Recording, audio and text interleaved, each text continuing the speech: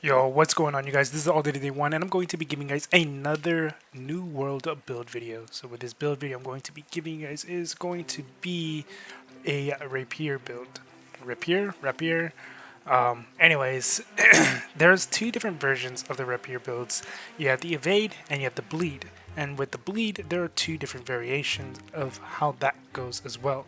You can do it where you are going to do the absolute most amount of damage, which is with Evade, or you can do it where it's a little easier to understand the Bleed build, which is with Tondo.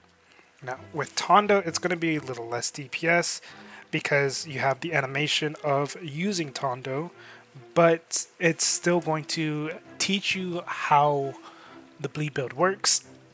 And with Evade, like once you learn how to do Evade is very, very, very easy. All you do is just hit your Evade button, left click twice, Evade, left click twice. That's all you're doing. You're just spamming that, and then occasionally you do Flurry.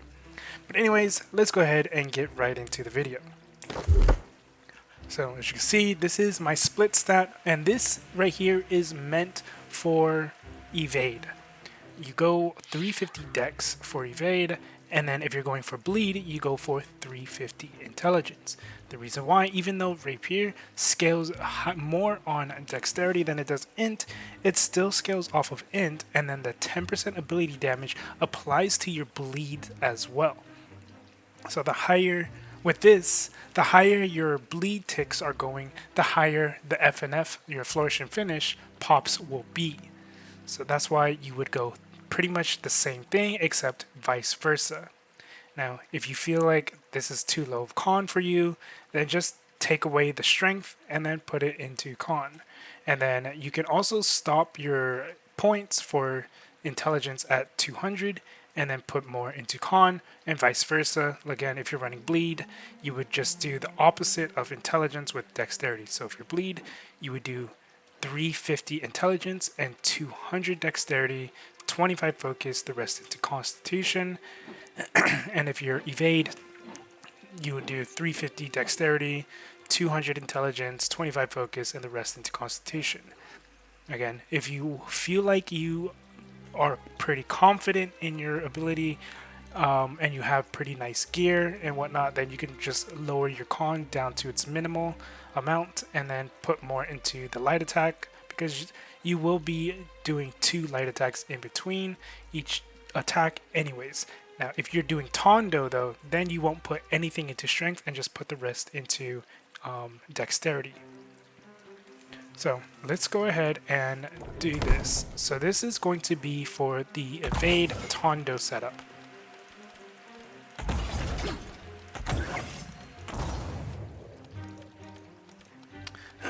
So this is how your skills are going to end up looking like. Alright, and the reason why you're not maxing it out here, because this perk here is useless.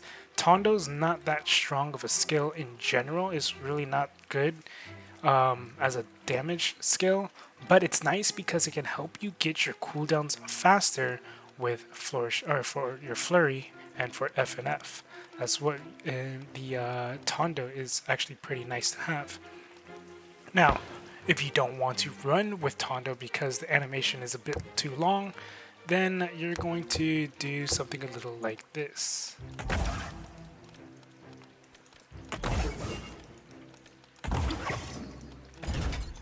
So this is what your build would look like. You can either go Unnerving or go On Guard. Either one is up to you. You do 10% more base damage to enemies that have more than 50% health, and this one you just do 5% more damage to targets that are bleeding from the Rapier bleed. So this is 100% of their health, from 100 to 0%. I mean, so yeah, you can go either or with those passives. You don't really need the stamina on hit. That's why we go with Desperation, because you just get 10% more base damage when you're below 40% stamina. And it's pretty easy to get under 40%. So this right here is the Evade, pretty much the optimal Bleed build to go, because with Evade, you're going to get empowered with this, especially with the Omni Empower Evade piece. Now, if you're gonna run just regular evade, like no, you're not running the bleed build, you're just running evade, this is how you are going to have your setup. Similar, but without using FNF or the bleed from Flurry. The reason why you're not going to get the bleed from Flurry is because, well, unless, actually, yeah, you wouldn't be able to get the bleed from Flurry because you're not going to be 350 int anymore. And if you have a bleed rapier person in your group, you don't want to overstack your bleed with their bleeds because they have the higher bleeds and they want to get the higher pops. So if you put a bleed on and it's lower than what they can put on, then that's essentially lower DPS or group DPS. So this is how you're going to have your evade setup. So again, this is the evade setup. And then this is the bleed. Oops, where is it? I'm missing something. Oh. This is the bleed setup, like the optimal bleed setup. And then this is the Tondo bleed setup. So I'm just gonna go back to this. Alright. Now, for your offhand, you're gonna have multiple different options for your offhands. So typically your offhand is gonna be a fire staff, an ice gauntlet, void gauntlet, blunderbuss, musket, and sometimes even the great axe. You can use a bow, but the bow is just less DPS as an offhand, and it doesn't really provide much. Musket still provides a decent amount of DPS. The sticky bomb does nice amount of damage to the clump, and the trap is just nice because you can use your traps on platforms. For example, like when you go into Lazarus for the triple room, you can just step on the platform, drop your trap on that, and then go to the next platform, drop your trap on that, and everyone can be at the top room without anyone being in the middle or the bottom, which is really nice. And then it's the same thing with like Forge. You could just put your trap on the plate and then go do the code.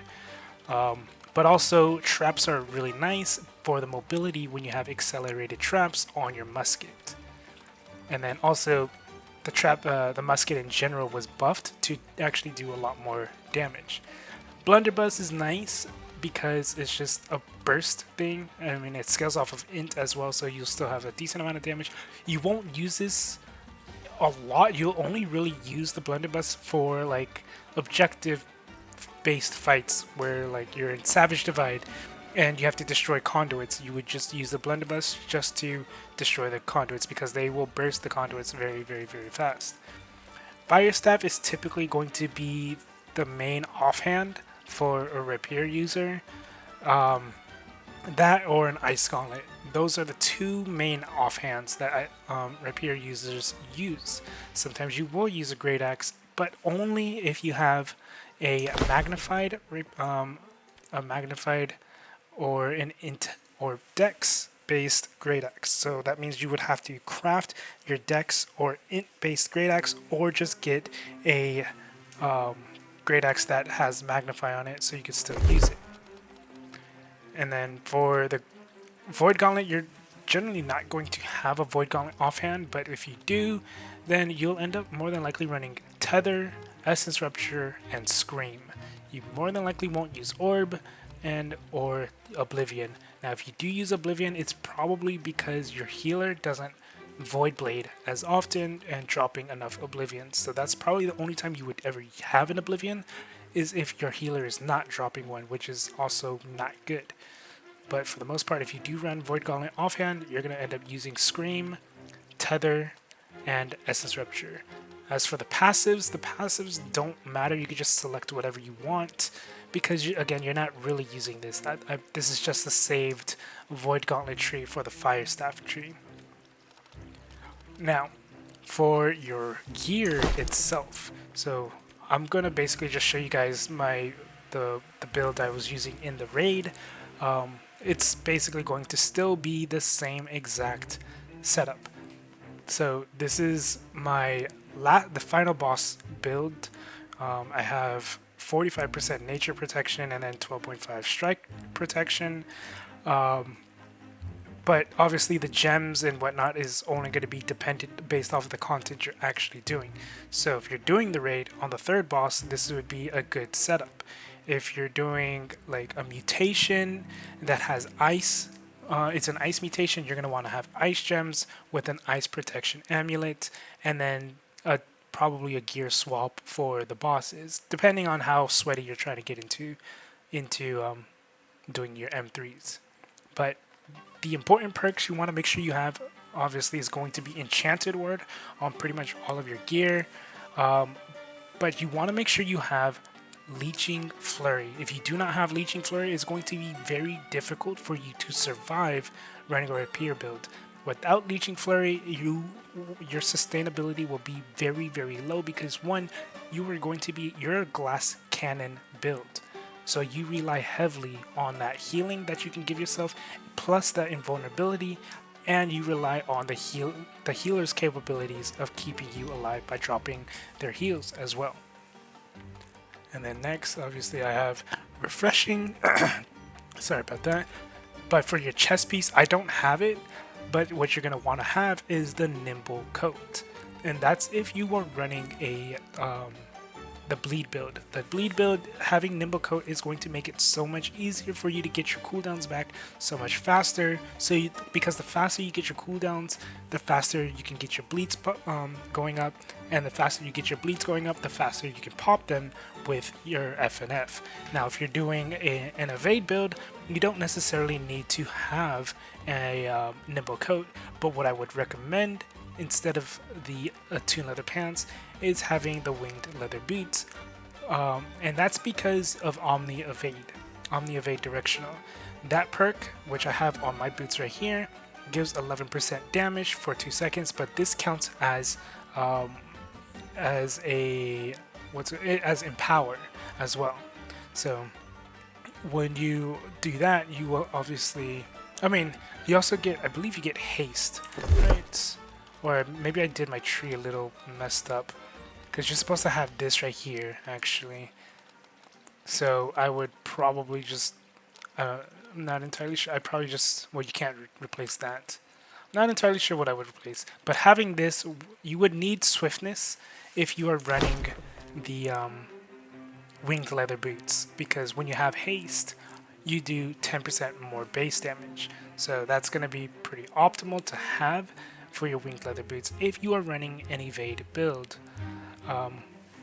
Or actually, I can get that if I run evade, but what you would end up doing is you would have to not get the perk in repose, and you would have to get it into swiftness.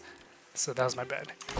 But yeah, that's only if you're doing evade. Again, that's only if you do evade, you would use the winged leather boots because of that. Aside from that, though, Aeternum leather pants is still a great option because it gives you the plus 10 attributes to all your stats, so that does technically equate to more damage. Nature's Wrath used to be a pretty good chest to have as well to use, but it's the fact that it reduces Empower's duration and it reduces the potency of Empower by 50%, which means you need to get double the amount of your regular Empower in order to reach Empower cap. It kind of makes Nature's Wrath not worth using as a Rapier user.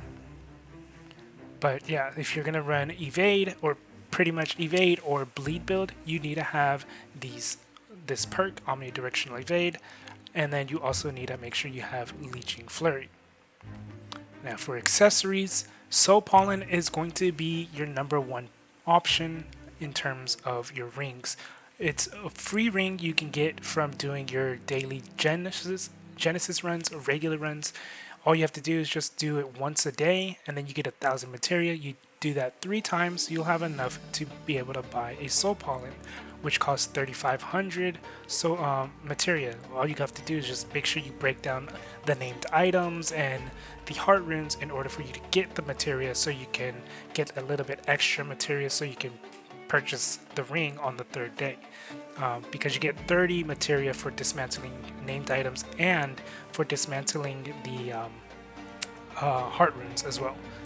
So yeah, I would highly recommend Soul Pollen because it is going to be your #1 pick because of that 7.1% thrust damage. So that also builds up towards your Empower cap as well for Rapiers. For your earring, I mean, the earring kind of just doesn't really matter. As long as you don't have Despise on it, then it doesn't matter what you actually use in terms of the perks. Having Nimble is nice to have. Having something like Regenerating or Refreshing Toast, Empowering Toast. I mean, Refreshing Toast and Empowering Toast would be your ideal 2 perks, and then Nimble or Regenerating would be a nice 3rd perk. And then again, for your amulet, it just depends on the content you're doing. If you're doing the Hive raid, you want to make sure you have a Strike amulet, Protection amulet, and then you want to make sure you have a Slash protection amulet for the second boss. So Strike for the first, Slash for the second, Nature for the third boss. And if you're doing mutations or whatever it is, you just want to make sure you have an amulet that protects you of the content that you are running. That's why having like specific protection amulets is very important, because I mean it's basically 21% increase. As you can see, I have 15% nature protection and 6% from the amber, pristine amber. Now for the weapons, you're gonna use the finisher, and I mean the other option technically is the life ring, but the issue here now is you'll never get a life ring at 700 gear score. It'll always drop around like 640 or something like that, and then you have to use a seal and a weapon matrix to upgrade it. And I mean, I guess if you have seals and a weapon matrix, then you can still do that. And then don't put omnidirectional evade on it. Put Keen Tondo so you get the crit chance. But like now that you can upgrade your artifact to 725, because you can't upgrade any normal named item. You can only upgrade hoplite weapons and gear as well as your artifacts to 725. And that is it, nothing else. So that's why the finisher now is going to be the new best rapier again. And then what you would do when you upgrade it to 725 is you're going to put on Disdained Infliction. Potency of outgoing DOTs are increased by 15%. Hitting a target inflicted by your dots will extend the duration of them by 5% with a 1-second cooldown in between. And for PvE only, deal 5% base damage against hostile AI inflicted with dots. Enemies are always going to have dots on them no matter what. Especially as a rapier user, you're going to apply some form of dots on them. So, and if you have a spear person in your group, or pretty much anyone can apply dots. So that's why Disdained is going to be the best perk to have on your weapons in general, because it's just free damage output. And then for your offhand, again, you can use the fire staff, you can use the ice gauntlet, you can use whatever it is that's, because again, these are just offhands, you're not really using them for the most part. Like I normally switch between fire staff and the muskets, just for the movement, the mobility. So like for this musket I have, it gives me accelerated traps, allowing me to just move 32% faster, which is really nice when you are doing speed runs, because when you run down through a hall or something and there's no enemies, you can just run straight through it. And then the other options would be like your Void Gauntlets or your Ice Gauntlet, or even an int based or dex based Great Axe. Now if you do not have the finisher, you can just simply go all the way into Elysian Wilds, come to Isle of Zurvan, and you can get your finisher from there.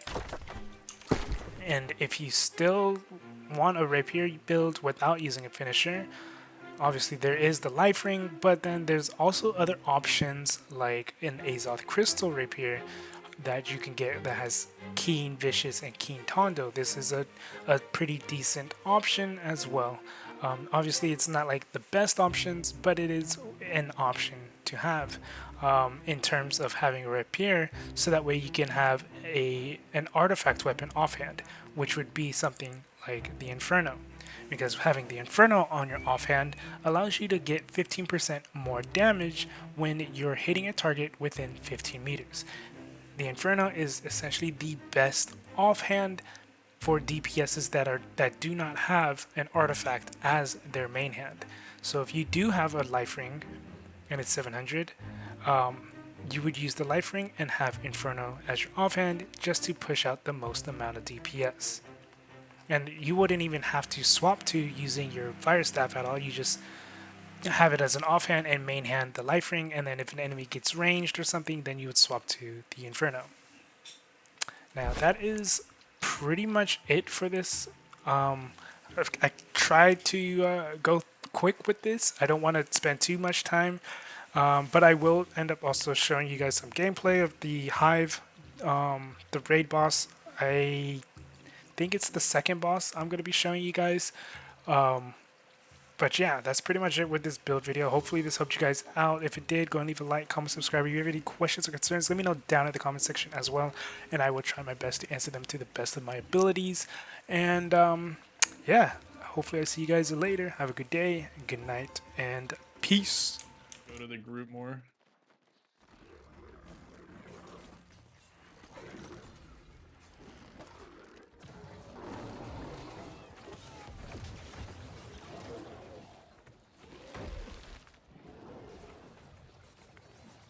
The fuck?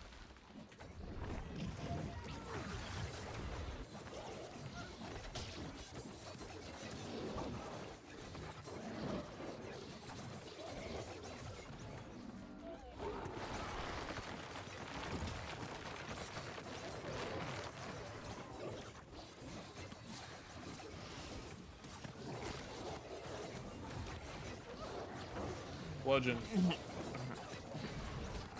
3% away, watch your head. Going back corner, careful. He did it again, bro. Boss about to fizz. Auto lock shit is weird. Auto lock with armor is actually so bad. The No, the angle of the cameras. Yeah. Yeah, it's terrible, but you hit way more percentage of the time. I've gotten kind of used to it. I've been doing it for the last few. Going back.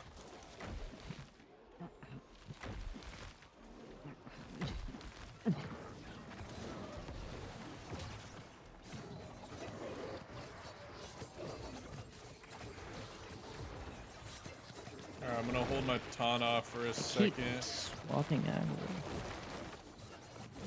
Taunting now. Watch your head.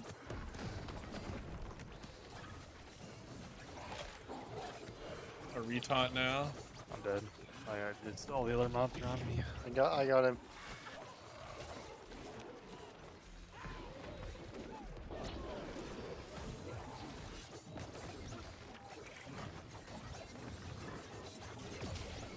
Somebody.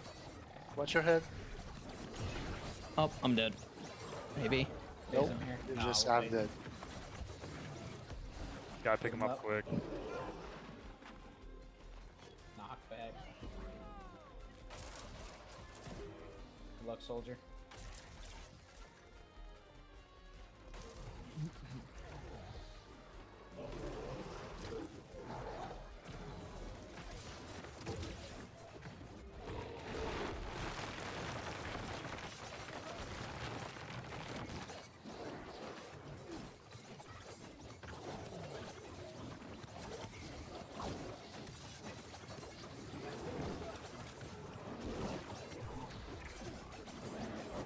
Watch thorns behind you, Kerr.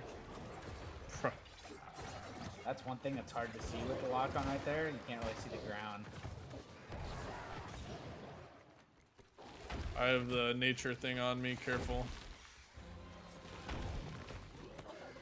Staying They're still target now. locking these spiders.